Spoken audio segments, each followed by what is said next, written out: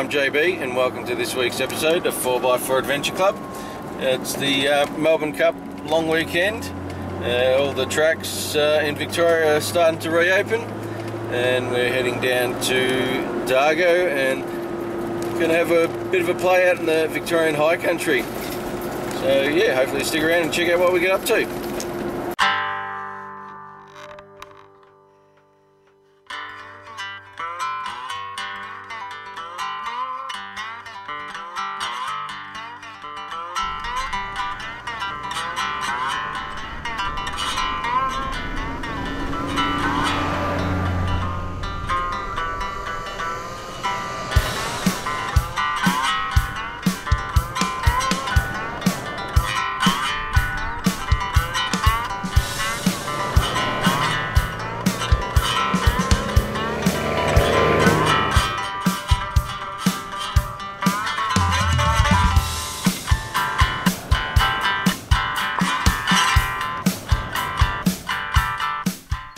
Well, I've just found a spot to air down. I'm going to go down to about 24 psi. At the moment it's quite dry. Don't expect it to be too wet. And we've just had a bit of a weather report that yeah, could get a bit damp later on. So give me a little bit of room to go down further if need be later on.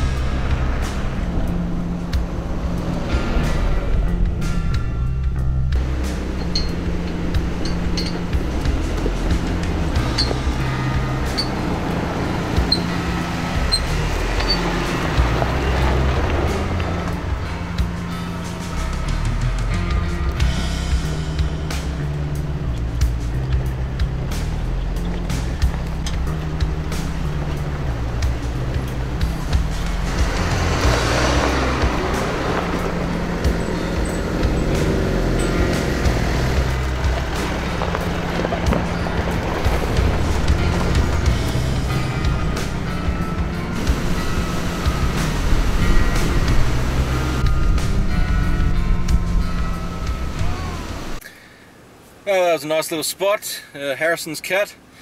Led to believe that was man-made when the gold rush was on. Yeah, beautiful little spot. Not often flowing the way it was. Normally it's a little trickle, if not nothing. So yeah, awesome.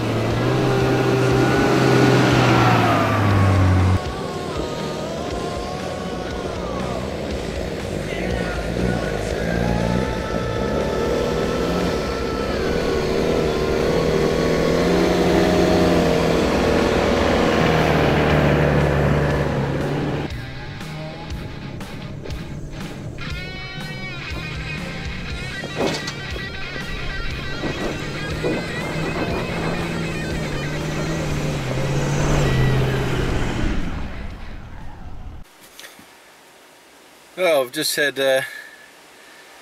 Lukey's car overheat as we're coming up Matheson Track, so yeah, we're letting the cars cool down. We're going to bite a lunch and we've got Greg, who was one of the raffle winners.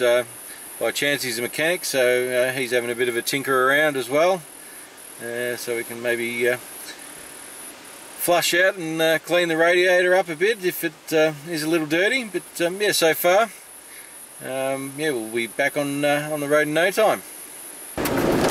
Yeah, we're back on the move after fixing Lukey's car. A bit of cleaning out the radiator and that, and it seems to be holding the temperature down again. We've had a few little climbs since we left, but we're back on I think it's Dargo High Plains Road. We're just going to beeline it a little bit to Blue Rag Track, so yeah, we can get there and see what we do, you know, for a campsite. But, yeah, now move along, and yeah, we'll see how we go.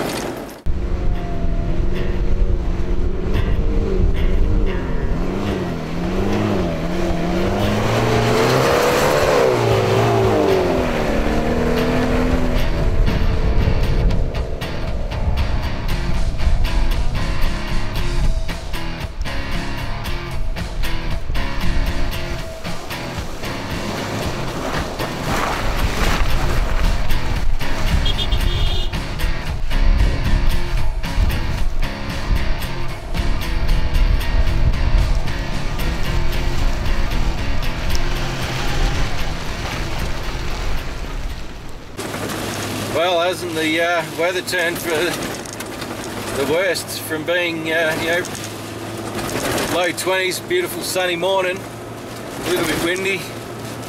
It's now blown in this rainstorm, and it's definitely changed the conditions of all the tracks from, you know, being probably, you know, 200-300 metres behind each other because of all the dust.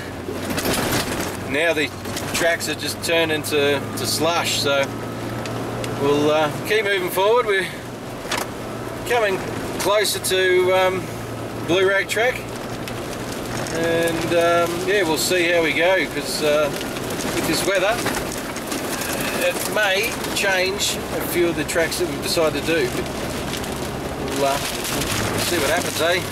It's definitely going to make it interesting.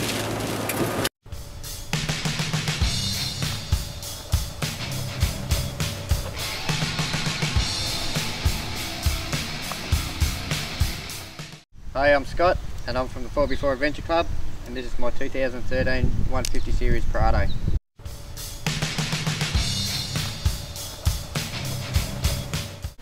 So once I got hold of the car, I went and spent some money and I bought the Ironman bar, fitted it with a 12,000 pound rope winch, put the Light Force HIDs on it.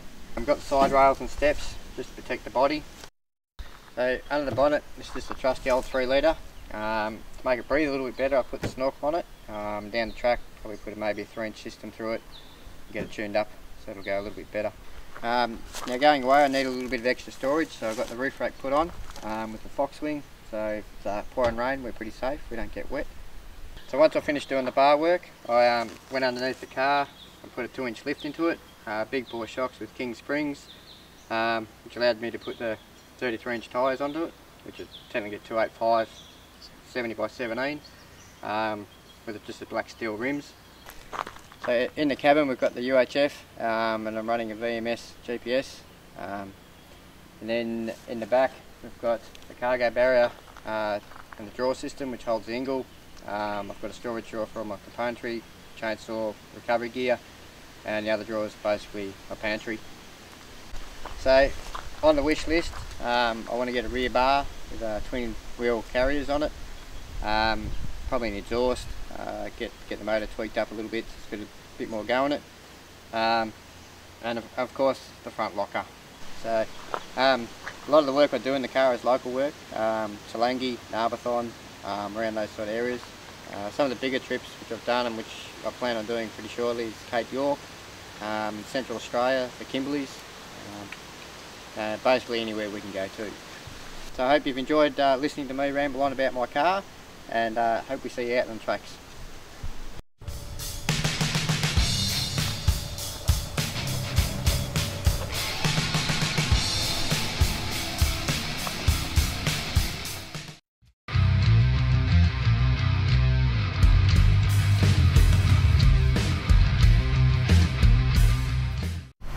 Hey guys, Adam here from ADM Motors and Nuts About 4-Drive.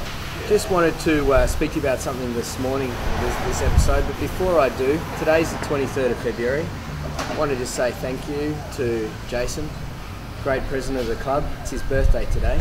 Obviously we're filming this a little bit early, but just wanted to say today is his actual birthday, so happy birthday mate.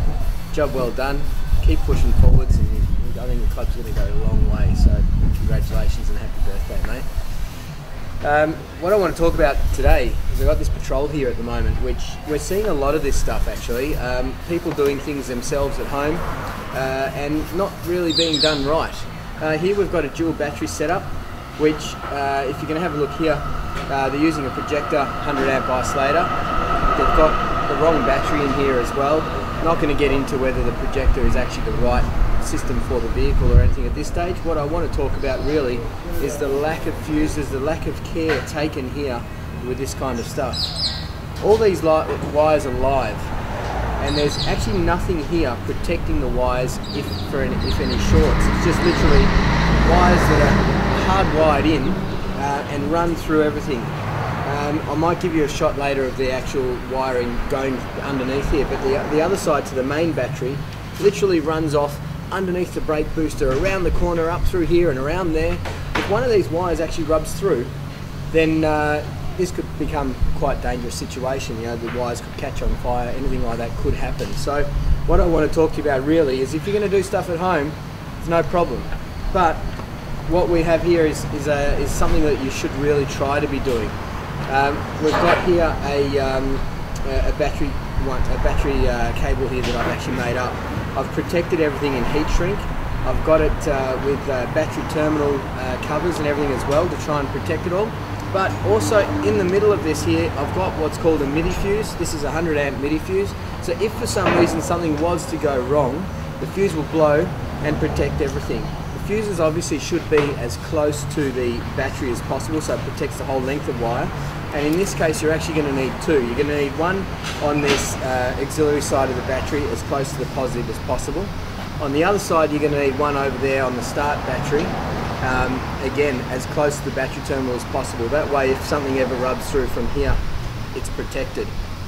The way you run your cables and your wiring and everything as well should be taken care of. Again, as I said, just to repeat what I said before, everything's heat shrinked and it's in conduit to protect it. But it'd be run in the nicest possible way up there on the top of the firewall, where it's not sort of going to get in the way of anything. Realistically, something like this isn't that hard to do. It's not hard to find the parts, but it's going to offer you a load of protection. Yes, there are advantages and disadvantages, which, you know, if you want to potentially, some of these systems are set up and able to be able to jump start from the auxiliary battery, the main battery. So you may put a lot of pressure on fuses like this. I'll get into that on I think next week's episode. But for now, you know, wiring up like this, we're seeing a lot of it. It's dangerous. It's not the right way to do things. So, you know, if you are going to do things at home, do it right.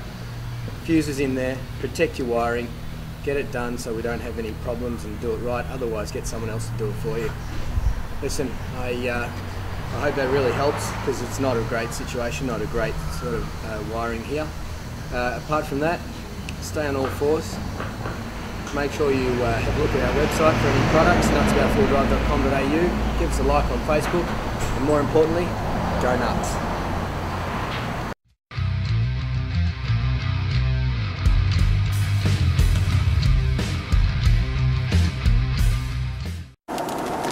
Well, a bit of a sidetrack happening here.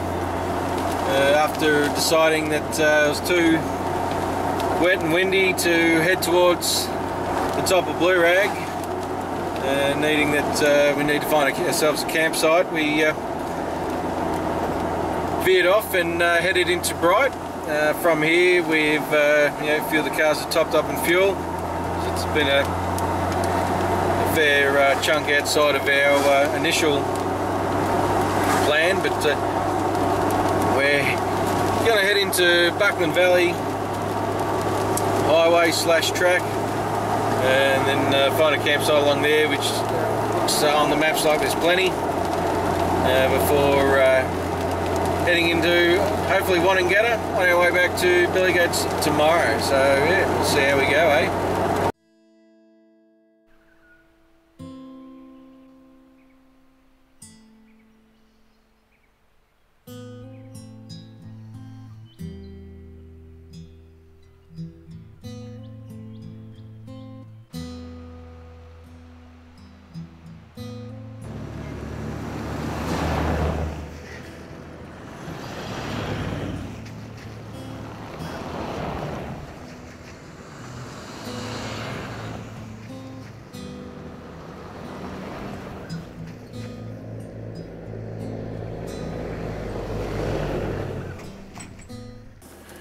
Well, here we are, heading out onto Dingo Creek Track. After camping last night, we're hopefully going to make our way to Billy Goats Bluff. So stick around.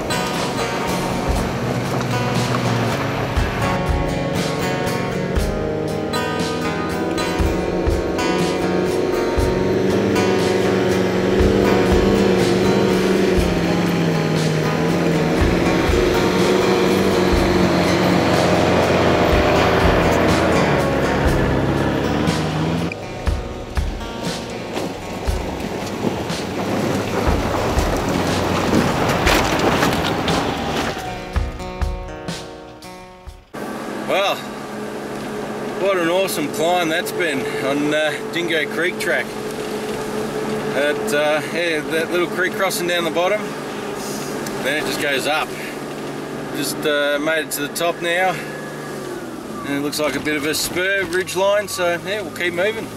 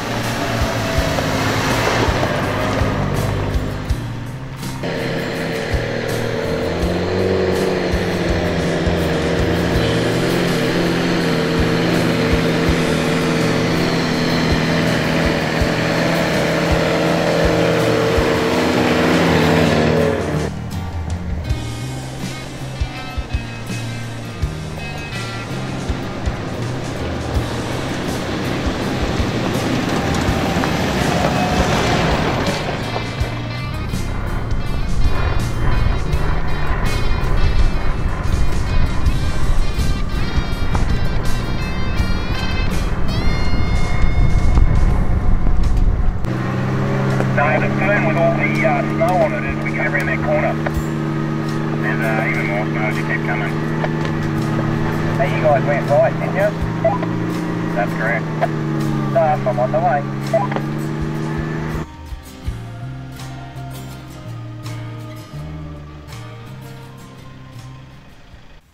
Well, what an interesting start to our 4x4 adventure out at the Victorian high country. Started out with 27 degrees, bucketed down rain, even get to the point where we finished off and we saw some snow. It hasn't quite gone to plan, but hopefully you stick around for next week's episode, part 2 of the Victorian high country, where we cross towards Wonnangatta, making our way back to Dargo. So if you have liked what you've seen, please subscribe to our YouTube channel, like us on Facebook. I'm JB, we'll catch you next week on 4x4 Adventure Club.